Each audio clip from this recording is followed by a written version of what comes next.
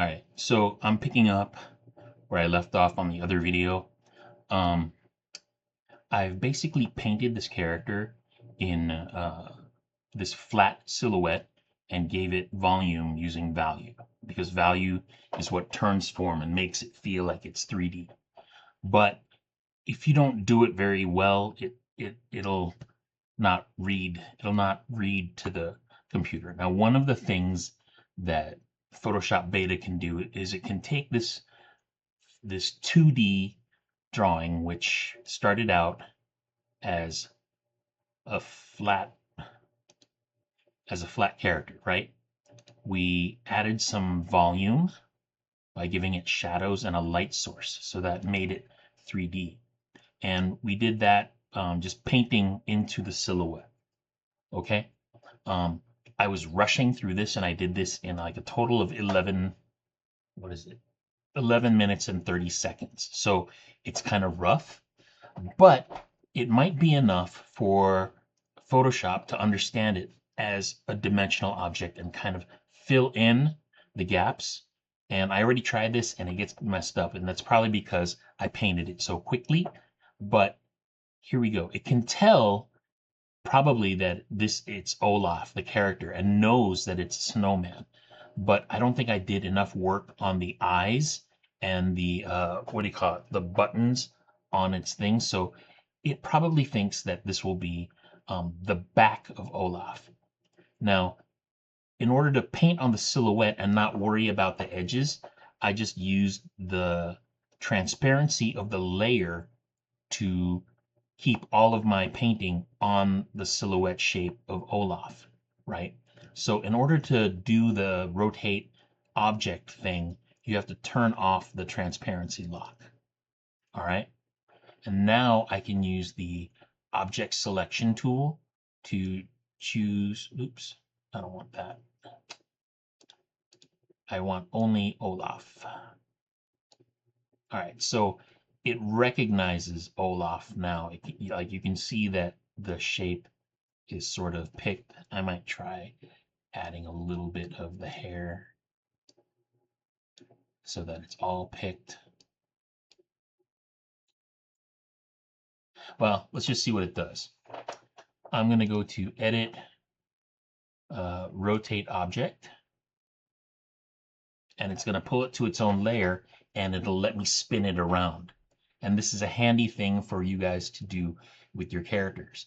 But it'll also show you how messed up your drawing is, because this is fairly messed up, but you'll see once I rotate it.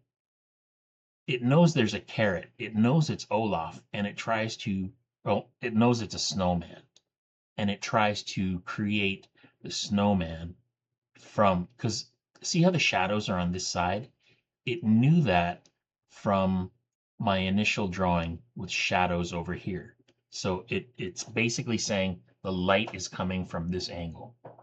So I can rotate it, and this is just a 2D silhouette that became 3D through painting, and then again became 3D through Photoshop's AI portion magic, right? It even made this orange. It gave it color, right?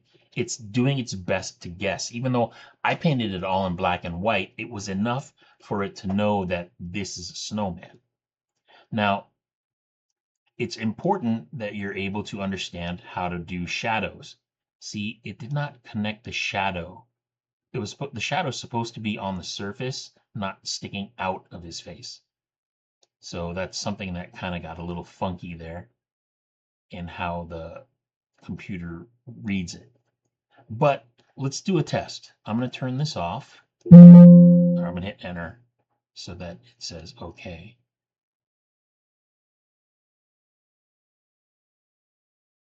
Like, I really don't care about this at this point. All I wanted to do was see like how well I painted it and if that was enough for it to understand what it is. So I can just quickly edit the rotation, and we've got a snowman from the other side. All right, so we just say done. I want to test if it will recognize a flat shape. So if I turn on the layer of the silhouette that I initially started with and see if I can spin that without any light source, I want to see if it takes something flat and makes it round and dimensional, even though there's no light.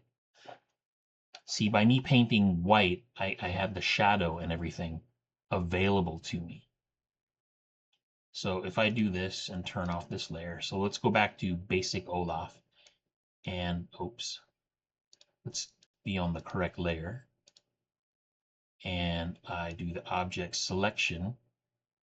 I don't know if it's trying to look at this character and know that that's dimensional. So let's try, this is an experiment. Let's try and see if we can rotate this object. By all rights, it should be flat, but I want to see if Photoshop makes it round like these 3D renderings. Ooh, that looks ugly. But it did try to make it round. That's really interesting. But it's goofy. But it did its best to try to figure out how it's supposed to look. But you can see from the silhouette here, like see how the arms disappear? This is a really bad position for a character. You want the arms to be clear. You don't want them to be blocked by the body in terms of silhouette. You may want to change the angle. Like right here is probably a good silhouette that reads, and it's probably close to what I had in the first place. But if I do this, it starts getting lost. And if I do this, you can't tell that's a snowman at all. So this is the point where you want to design your silhouettes where we say, okay, see the arms, see the body, see the head, see the carrot nose. We know it's a snowman. That's why these two on the side are superior to this one in the front, because the hand is in front of the body and all the facial features are in front of the body. So in silhouette, it doesn't read as well. But that was an interesting experiment just to test out how Photoshop would see it. Anyhow, when you guys do this, just be sure that it's grumpy. Be sure that you have enough data for Photoshop to manipulate your character. Because if you try doing that turn too early with nothing, you get the funky silhouette that you start with. And like with this one where there's not enough data, you get kind of weird. It tries to guess and it tries to color it for you. So I think that's a very interesting. It's a very interesting experiment. It looks like a radioactive mutant snowman. But anyway, I think that was hopefully informative for you to understand why it's important to figure out your values.